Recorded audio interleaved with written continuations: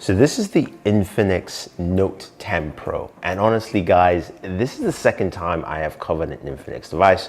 The very first one was the Infinix Hot 10s, which is a gaming-centric phone that was priced at $120. Now, that's truly amazing because I really liked what that device did.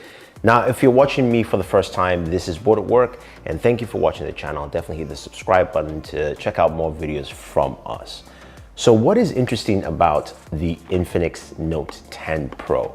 So this is their, I guess you could say, more high-end device. Again, this is very budget-friendly, with the Note 10 Pro coming in at $259 roughly for this device. So what do you have in this packaging? Well, let's start off with showcasing the device itself. This thing is 6.9 inches. And I have to say though, I do like this like reflective silver color. You know, it reminds me of a Huawei device. I believe it was the Huawei P30 or so that kind of had this kind of coating, which is pretty cool. But again, 6.9 inches, really big display. It's also a 90 Hz display for HD+, so which means you are getting something that is fast and vibrant while you're navigating around. It's a lot of space here. Now, this has the Note name to it. So is it similar to the Galaxy Note series, which I have? And just to give you a quick size comparison, this is what they look at side by side. So here you go. That is what they look like. Very close in size, but this doesn't offer an S Pen in any form or fashion. So for those of you thinking you might get an S Pen with this device, that is not the case. But let's digress here. Now, it's got a ton of features built in. This is running the MediaTek G95 processor, which means we'll be doing some gaming. Also comes with stereo speakers as well, so that's nice. And this device does have a USB Type-C port as well as a headphone jack. So those kind of things that you'd be expecting. Battery. We're looking at a 5,000 milliamp battery in here, and I have to say that that's pretty nice. And we've kind of noticed this with budget devices, or at least low-cost devices, that they all have big batteries, which is great because a lot of those people are not looking to get portable chargers or things like that. And to top it off, the Infinix Note 10 Pro comes with a 33-watt charger. Now, they also have an Infinix Note 10, which comes with an 18-watt charger. So this at least should top you off pretty quickly. Now, we mentioned some gaming features, and Infinix also added a gaming zone to this device, which allows you to go in and do a couple of things. You can take a look at your the games you have. You can set up, of course, like a do not disturb feature, that kind of fun stuff in there. Nothing too crazy. There is no, of course, FPS monitoring or things like that, but we're able to check out some games. So we'll play some Call of Duty Mobile and PubG Mobile, and we'll see what kind of performance. And of course, you guys will see the settings that I played on. So let's go check it out.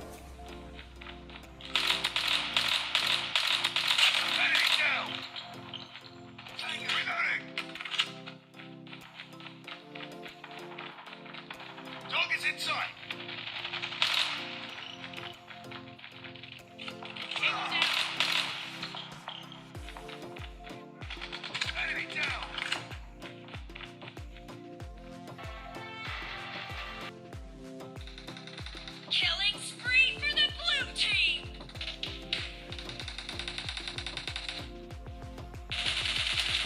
No mercy! Reloading!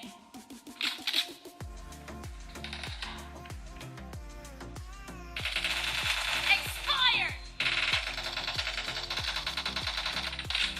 Gaming performance is actually pretty decent. I think when you're looking at the price point and what you get with this, if we look at, say, Call of Duty Mobile, yes, we played at very high and we're able to get 57 frames per second, not locked at 60, but again, solid affair in terms of performance. Now, PubG Mobile, we're able to play on Smooth Ultra, and in that gameplay session, we're able to do about 40 frames per second. Again, really solid gaming experience. Another thing to add with this device is that you do have the also have the in-game menu, which allows you to map out buttons within your gameplay. So I did map out the volume button. So I mapped out the volume up button as my fire trigger button, which was great to see. And it actually helped me play much better because I like trigger buttons. They do a much better job. So gaming wise, I think you're going to get the kind of benefit you're looking for from this device. Now, this device also has a ton of other features here. You do have a quad camera system,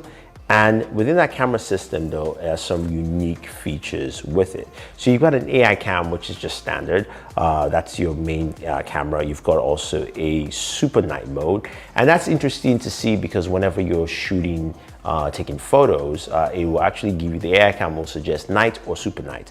Super night is cool, but I'll say not use it for all instances, as you can see with some of the images on here.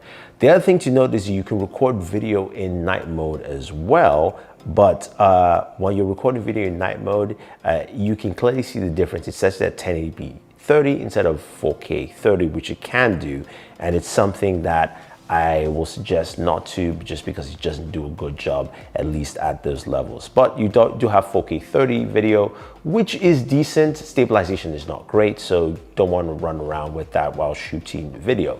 I think when you look at this device and you look at what it brings to the table, there are some things that it does well and there's some things that it doesn't do as well. So in terms of gaming, I think it does a solid job while gaming.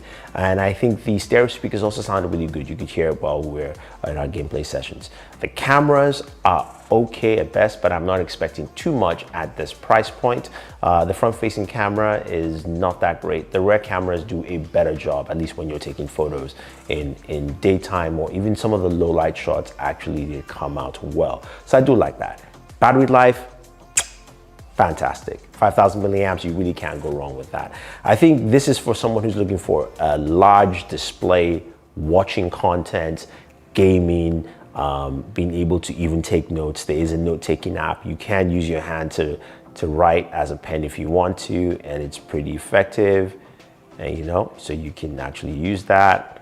You kind of see what I actually spelled there, so don't worry about that. But you get the general idea of what you can do with this device. I do like it. I think Infinix has some pretty interesting ideas for what to do on the budget range, but I do want them to basically improve their camera, especially when people are looking at devices like the Pixel, which price more at 350 to 400. This is something that they need to improve because they do offer quite a lot of benefits in this device. So there you have it, guys. That is the Infinix Note 10 Pro. Oh, I forgot to mention, in terms of specs, it does come with 8 gigs of RAM and 256 gigabytes of storage, which is really nice. So if you want to pick this up, use the links down below. Otherwise, guys, don't forget to like, share, subscribe, and always enjoy your entertainment.